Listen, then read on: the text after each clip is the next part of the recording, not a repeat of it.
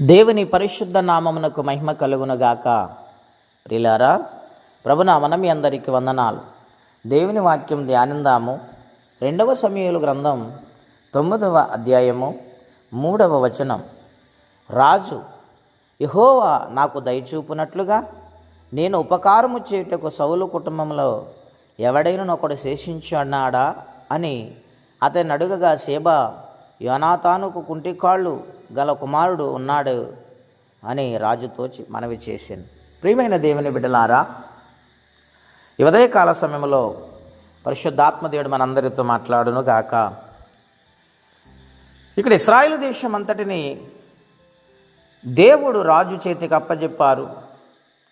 ఎంతో బలోపేతముగా దేశాన్ని పరిపాలన చేస్తూ ఉన్నాడు.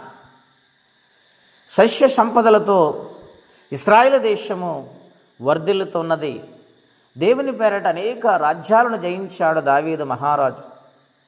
అటువంటి సమయంలో ఒక రోజున యోనాతానును బట్టి సౌలు కుటుంబంలో ఎవరైనా ఉంటే వారిని నా దగ్గర తీసుకురండి అని చెప్పినప్పుడు సౌలు కుటుంబంలో సేబా అని ఒక వ్యక్తి ఉండేవాడు.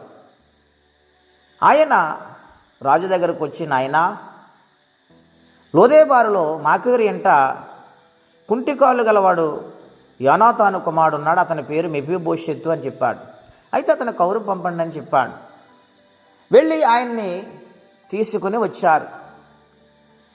దేవుని బిడ్డలారా, ఇంతటి రాజ్య పరిపాలనలో ఉన్నత స్థాయిలో ఎంతో గౌరవ ప్రతిష్టలతో ఇశ్రాయేలు దేశమును ఏలుబడి చేస్తూ ఉన్న దావీదు మనస్సులో ఎటువంటి గొప్ప ఆలోచన కలిగి ఉన్నాడు. దావీదుకి ఎన్నోసార్లు సౌలు కుటుంబము శత్రుత్వము చూపింది. సౌలు చంపడానికి ప్రయత్నం చేశాడు. ఎన్ని బాధలు ఆయన పెట్టాడు. కానీ దావీదు అవన్నీ మనసులో పెట్టుకోకుండా ఎంత ప్రేమిస్తున్నాడు. నేను ఈ స్థితిలో ఉన్నాను కదా, వాళ్ళ గొడవ నాకు ఎందుకని అనుకోలేదండి. ఎంత గొప్ప స్నేహితుడండి యోనాతానికి దావీదు మహారాజు. ఎన్నిక లేనివాడు, ఏ పని చేయలేనివాడు, ఒకరి మీద ఆధారపడేవాడు. నాకెందుకులే, ఈ వ్యక్తితో అనుకోలేదైనా. మెఫీబోషెతుని పిలిచినప్పుడు, రాజా, నీ దాసుని కుక్కలాంటి వాడిని అని నమస్కారం చేసినప్పుడు, భయపడవద్దు, నా బల్ల ఎదుట ప్రతినిత్యము నీవు భోజనము చేయి, నీ కుటుంబంలో కలిగిన సమస్త ఆస్తులను మళ్ళీ తిరిగి నీకు ఇప్పిస్తాను, నీకు క్షేమమును గాక అనే జీవితాన్ని నిలబెట్టాడు దావీదు మహారాజు.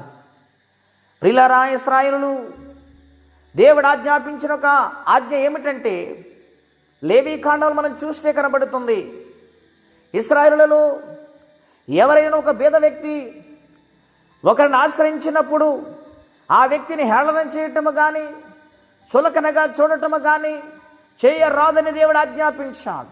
వారిని చేర్చుకొని వారికి కావలసిన సమస్త వనరులు సమకూర్చి అతనిని వృద్ధిలోకి తీసుకుని వచ్చేలాగా చేయాలని దేవుడు మాట్లాడుతూ ఇశ్రాయేలు ప్రజలతో చెప్పారు. ఈ సంగతి గ్రహించిన దావీదు మహారాజు మెఫీబోషెతుని పిలిపించాడు, చేర్చుకున్నాడు, ప్రేమించాడు. తనకు కలిగిన సమస్తమును కూడా ఆయన చూశాడు.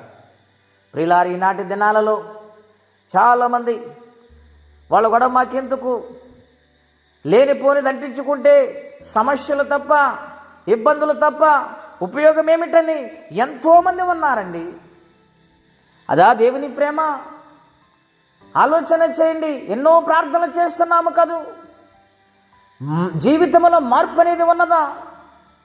దేవునికి సాక్షిగా ఉండగలుగుతున్నామా? దావీదు మనకు మాదిరిగా కనబడుతున్నాడు.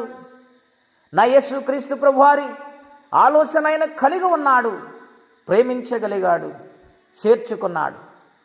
మన జీవితాల్లో కూడా మన యొక్క స్థితిని బట్టి సాధ్యమైనంత వరకు మనము సహాయపడే వ్యక్తులుగా మారాలి. కనికరము కలిగిన వారిగా యేసయ్యను చూపించేవారిగా మనం ఉండాలి. అటువంటి జీవితము కలిగిన నాడు ఖచ్చితంగా దేవుడు ఆశ్చర్యకార్యములు జరిగించి మన జీవితాల్లో మేలు చేస్తారు. అటువంటి దీవెనాశీర్వాదం ప్రతి ఒక్కరు పొందుకోవాలని కోరుకుంటే మాటలు ముగిస్తున్నాను. ప్రార్థన అండి. అత్యంత కృపగలిగిన దేవ, మహోన్నతమైన మీ నామం కొరకై వందనాలు.